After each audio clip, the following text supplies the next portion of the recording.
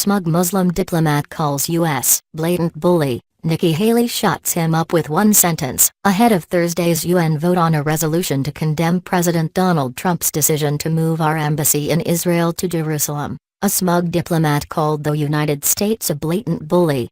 Not one to roll over and take such disrespect. U.S. Ambassador to the United Nations Nikki Haley shut him up with one perfect sentence. In a tweet on Wednesday, Reuters Michelle Nichols referred to a senior diplomat from a Muslim country who reacted to a letter from Haley ahead of Thursday's UN vote. A senior diplomat from a Muslim country, speaking on condition of anonymity, said of Nikki Haley's letter, "States resort to such blatant bullying only when they know they do not have a moral or legal argument to convince others," Nichols tweeted. Indeed, the U.S. has allowed other foreign bodies at the UN to take advantage of our generosity for far too long, and taxpayers have had enough.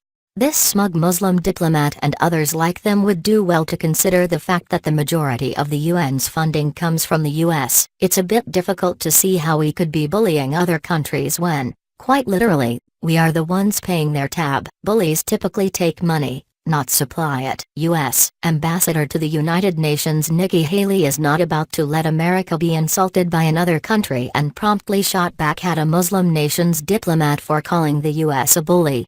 In a tweet on Wednesday, Reuters Michelle Nichols referred to a senior diplomat from a Muslim country who reacted to a letter from Haley ahead of Thursday's UN vote on a resolution to condemn the U.S. decision to move the embassy in Israel to Jerusalem.